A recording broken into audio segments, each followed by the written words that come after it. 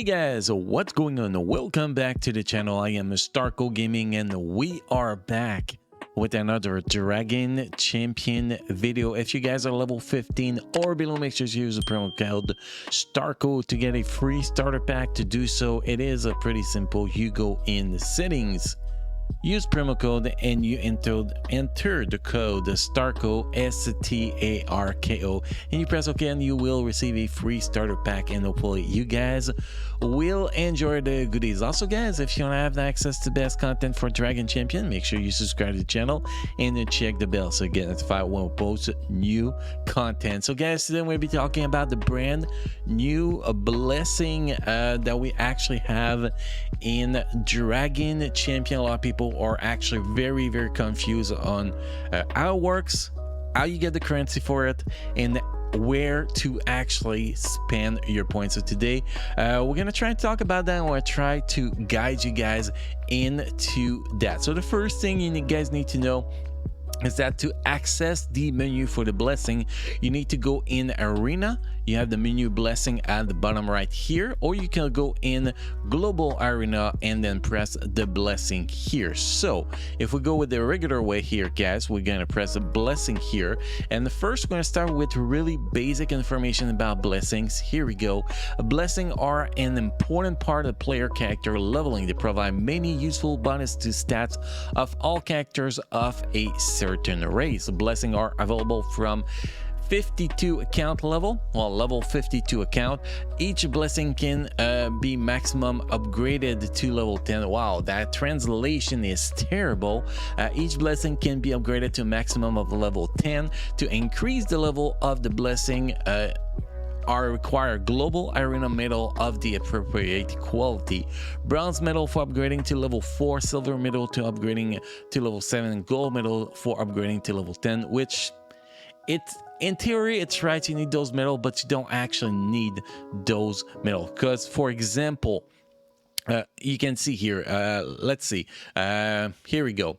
I do not have the 75 bronze medal, but I want to upgrade that. So if upgrade increase, I can actually use silver medals instead. So that pretty much cover pretty much anything, guys. I think that they should have just made one currency, and then you know, you get less currency at lower rank in the global arena, and you get more currency later on. I don't know, I don't get the point of 3 currencies. Just seems like they wanted to be really like the system in the Raid Shadow Legends. That's kind of my guess, but anyway guys, the currency you have here does not really matter.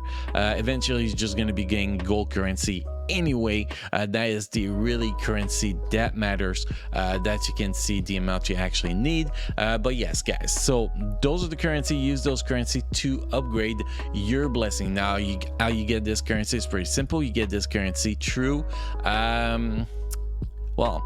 through global arena. See here guys, it's not here, we have to see.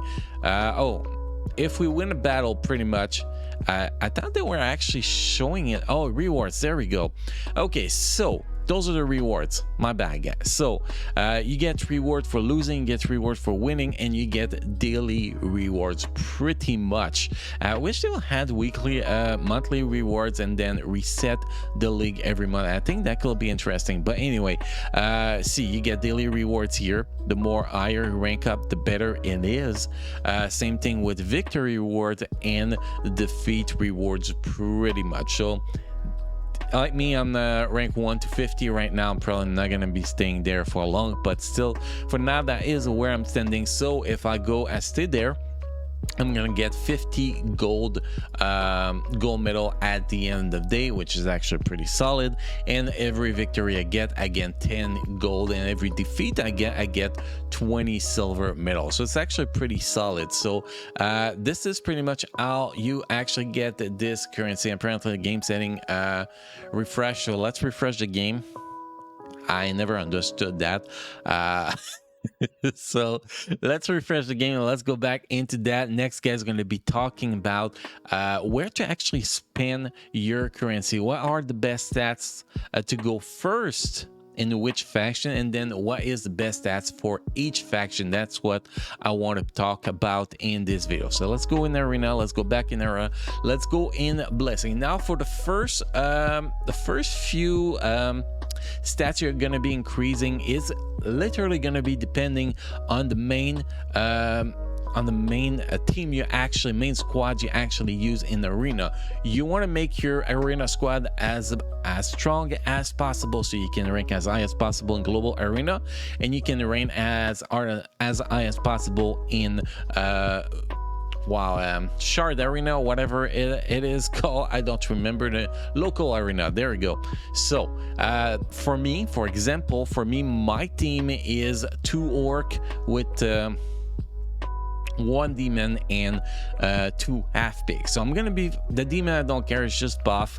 I don't really care, he's strong enough already by himself, so we are gonna be ignoring it. But we do need to get more potency for Zira and for Ardux. So what I'm gonna be focusing on early on is to get my orc potency to level 5. See, we have 9% potency here, and then to make increase the survivability of my half pig, I'm gonna give them so they get debuff left, so we can almost be guaranteed to get that taunt out on the first turn with I forgot his name, Centurion. We're gonna get the tenacity, so we're gonna get 5 rank in tenacity, so we get 9% tenacity. After that, I'm going to be working on the shield for the half pig, because they're really the 2 best characters in my arena team. And then after that, we're going to get that to level 5 eventually. Then after that, I'm gonna go get the shield to level 5 on orc. Then from there, I have no idea where I'm gonna go, but that is the start I'm gonna be doing for my arena team. Now, if for you guys, depending on the arena team you're running, basically you want to give tenacity to your defender in your arena team. So whatever, if you're using a trump guard, for example, you want to get that tenacity to at least level 5 to actually get that bonus here. And obviously, if you're using trump guard, you're gonna get its potency up too, because its stun is very important. But you want to go with what's really gonna benefit your arena team. That's the way I see it. And shield is gonna be very, very important. Basically, you want to level up your main stats for your tank, which is tenacity. So in the race, you have your tank, you increase the tenacity. Then you want to increase the best stats for the other faction you're actually using. For me, I got tenacity on half pig, I got potency on orc, and then you want to get the shield for your 2 main factions, for example, of your arena team up, which is going to be orc and half pig for me. It's going to be pretty simple. But now that we talk about what's the most important in your team to build up, we're going to be talking about what's the best stats for each race. So tenacity and shield is always going to be 2 of the most important stats for each races, but you're going to have a third stat that is going to be very, very important. Now tenacity and shields might not be your main focus on some races. I think that like for human, tenacity and shield is going to be in 2nd and 3rd place.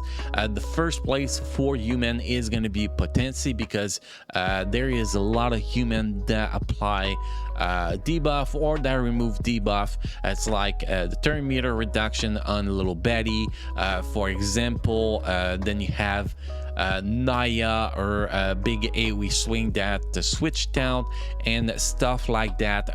The buff removal from Garrett, all the CC Garrett can actually do. So you need a lot of potency. So the main stats on human is going to be potency, then tenacity, then shield. If we go with orc heavily rely on potency. So the main stats for orc, it's potency, then tenacity, then shield. If we go with elf is going to be critical damage, because mostly people will be using the talent squad. I mean, the main health squad is going to be the talent squad. So critical damage, since talent lead already give great critical rate, don't really need. Well, anyway, you cannot have critical rate from this blessing. So what you want to have is critical damage. You want to get your critical damage, then tenacity and shield. For Goblin is going to be all about potency. Any team setup you're on with Goblin, it's heavily relying on the potency. So you want to have potency, then tenacity and shield. Penda is going to be about potency, that if you either go with Lake, Amber, what is name? Forgot his name, Uncle Ho, or you go with Master Dro for raid, they are going to be needing high potency. So you're going to go potency, then tenacity and shield. If we go with a Pride, the two best damage dealer are actually Boreas and Kagi, and they already get a critical damage buff, so you want to get them critical. They already get critical rate buff, so you want to get them critical damage. So the main stat is going to be critical damage plus tenacity and shield. If we move to the Dwarf faction, they really rely on applying debuff on removing buff. You have two characters that really rely on removing buff, so potency is going to be the main stats for Dwarf. Then you want to go tenacity and shield. If you go with half big, personally I went with tenacity first. I think that's the most important because your Centurion is going to be your most important target into the half big. But if you are past that, I think that damage will actually be the way to go for half big. Most people actually use the damage rune set on them because it is very good on them. So I'll go damage, tenacity and shield. And then we have the demon heavily rely on debuff, a lot of freaking debuffs. So and the turn meter reduction and all that, slow turn meter reduction, ability block, well, everything that buff can do. So potency is going to be the most important stats here. Then you want to go tenacity and shield. So that is pretty much the way I see it. HP is not very important, shield is way more important, by the way, guys. And then basically it's you pick on your faction depending on the characters you use between critical damage potency or damage percentage, and then you follow up one of those three, and then you follow up with tenacity and shield. That is my way of thinking for blessing. If you don't agree with my way of thinking, guys, feel free to let me know in the comment section. I'm always happy to hear what you guys think and why you think that way. And lastly, guys, how do you actually upgrade your blessing? Is pretty simple. You go for here, example, want to upgrade that shield. We're gonna go here, and we don't have the bronze medal, so we're gonna go with the second option, silver medal and gold medal, for example. Boom, we got that to level that was level 4. We're gonna get it to level 5 here, because we're working on level 5, and boom, this is how you do it. And you can see now we have 6% shield extra. And then we're gonna go do the same thing here for my orcs.